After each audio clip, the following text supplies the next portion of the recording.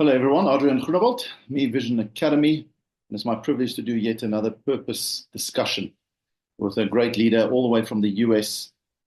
Before I introduce him, our purpose at Me Vision Academy is, in fact, to help individuals discover and lead with their purpose and then prosper. We believe those two go together, the two P's, purpose and prosper. However you want to define both of those. So we're on a journey to meet individuals who have discovered their purpose all over the world in different industries and sectors on different levels, and to have them share their stories and hopefully it inspires others to find or discover their purpose. With me today is Owen Power, founder and CEO of Owen Bradley Power LLC. He also calls himself, I don't know if that's a common name. For me, it's an interesting one, fractional CFO. As I said, all the way from the US, he'll tell us more. Owen, it's good to have you here. Thank you for joining us. Good to be with you again, Adrian.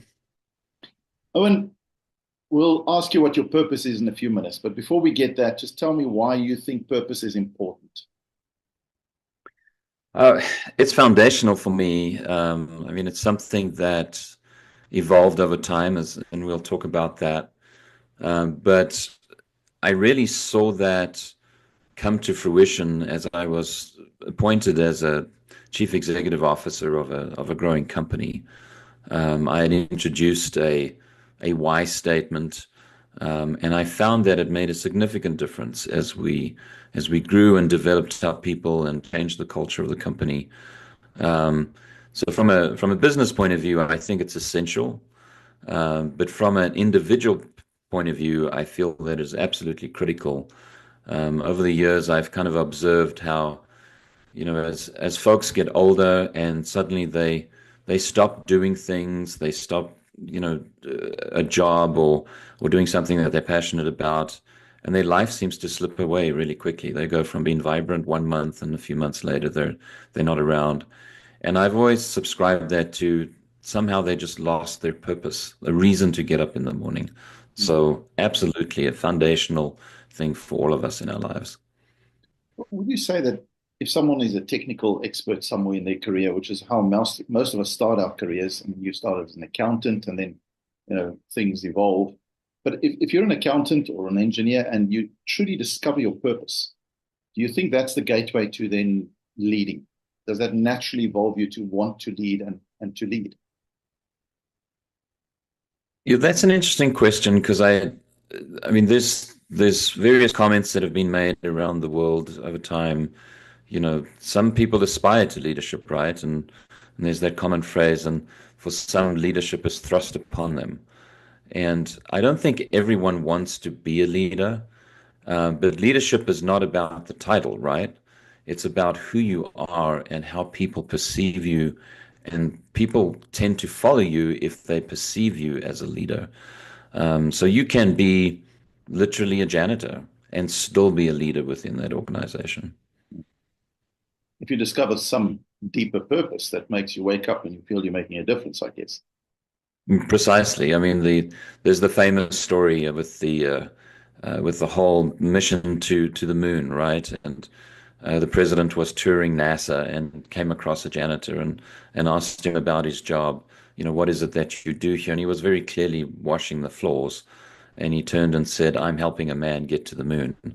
It's just having a different sense of why you are there and what it is your contribution that you're making. Yeah. So, Owen, how did you discover your purpose? And then you're welcome to tell us what your purpose is. Just kind of spell it out if you can in words or concept or whatever.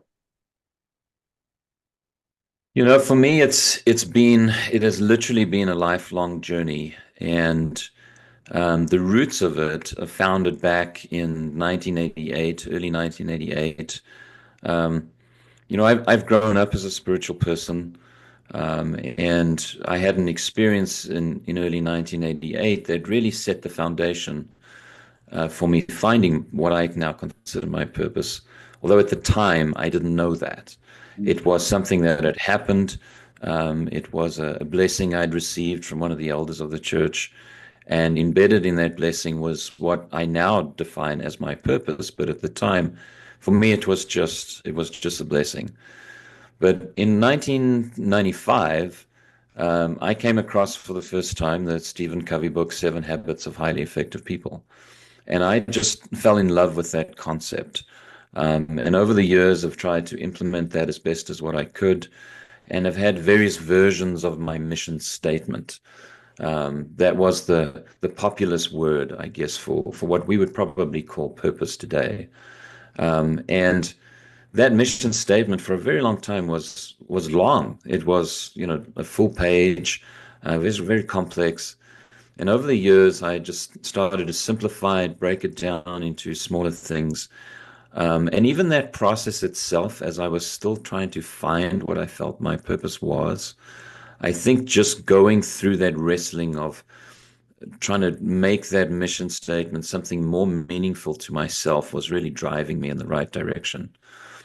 Things kind of turned in sort of mid 2019 when I came across Simon Sinek for the first time and watched the famous video of, finding your why. Mm. And that just struck a very deep chord with me. I just related to that immensely.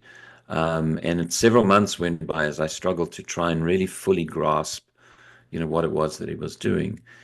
And my first real um, output that I had from that activity, I ended up implementing in the company that I was at the time the chief financial officer of, excuse me, but also had just recently been appointed president of that company.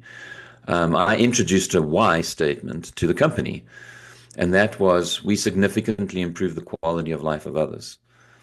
And the way that I presented it is I said, well, how does the janitor significantly improve the quality of life of our customers? And most people in the company said, we don't think that they can do that. They're just the janitor. I Mm. said, well, what happens if they don't clean the bathrooms one morning and it's a real mess? And a customer service representative goes in there and it's just horrible. Their feet are sticking to the floor and nothing is clean and it smells. And they then go out and they get on the phone with the customer. How well do you think they're going to treat the customer? Mm. And they all agreed that, yeah, probably not that well. So I said, so I guess the janitor really does significantly impact the quality of life of our customers. And so throughout my tenure, then, through various initiatives, this was the rally cry. This is how you do that. But truthfully, that was kind of my embedded why. It was something that I felt that was important. And as I started to continue to refine my mission statement, I went back and I reviewed this blessing that I'd received all the way back in 1988. And it was when I started to put those two together, the Simon Sinek concept of finding your why and Franklin Covey's concept of your mission statement and everything that goes with that. I found this one statement in that blessing that says, "Be a joy and a source of strength and of courage and happiness." And it just hit me. That's my purpose. That's why I'm here. Those are the things that I should be doing. And so that became my purpose or my mission statement. And that's something that I read and look at every single day. And that then drives the activities that I do as I plan my week, as I decide what are the most important things that I can do. It is that statement that really sets the tone for the things that I want to achieve in life. So, how would you describe the impact of it on your life? And maybe in a way describe what it would be like if you didn't have it. Because a lot of people, they get quite far by just being efficient, well qualified, have a drive, want to be wealthy, whatever.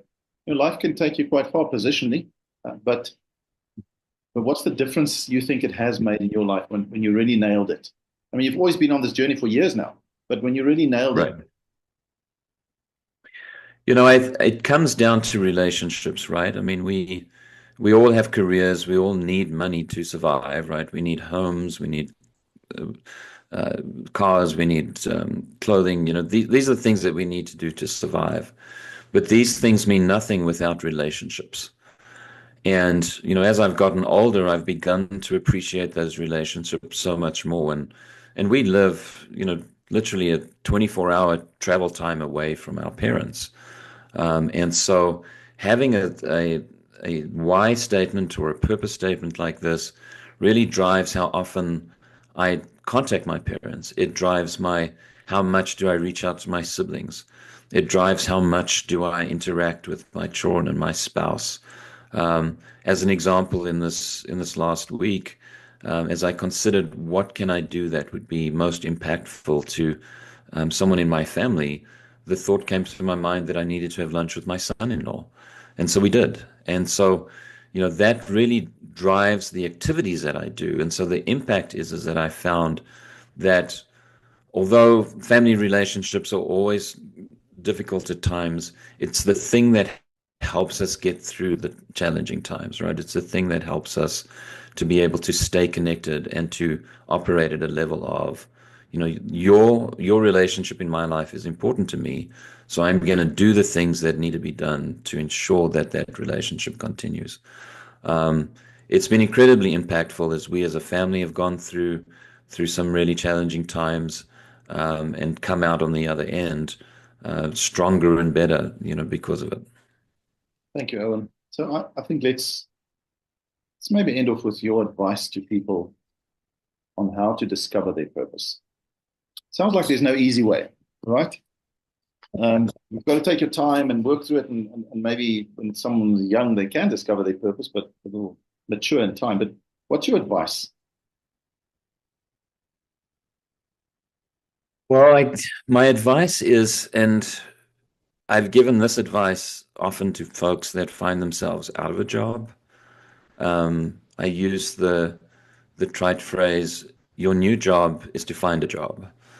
And and if you don't have a sense of what is my purpose in life, I guess that's your purpose right now, is to find that purpose. And so that's what you need to be doing, each day to figure that out. Now, my purpose, I think, is probably very spiritually based. Others' purpose might be more in their vocation or their career. It might be more based in some charitable pursuit. And some people's purpose might be rooted in, striving to grow a company and be super successful. And all of those are fine. I mean, that's really up to you. But it is a journey that you have to go on. And ultimately, that purpose needs to be thing that drives you for the rest of your life, all the way to the time that you know, close your eyes and don't wake up again. That's the thing that's really given you ultimately the deepest joy. So what is it? Just get up, live your day, but live intentionally every single day. Do things with intention. Don't just mindlessly scroll or just mindlessly go through the day. Be intentional and look for those opportunities that will present themselves, that will show you what it is that you're meant to be doing. Owen Power, founder and CEO of Owen Bradley Power LLC, fractional CFO. Thank you so much for your time and for discovering your purpose. No doubt you make a difference to everyone around you, professionally, family, and that your life would be very different if you didn't have your purpose. So we commend you for having your purpose and sharing it today. Thank you for the opportunity, Adrian. It's much appreciated.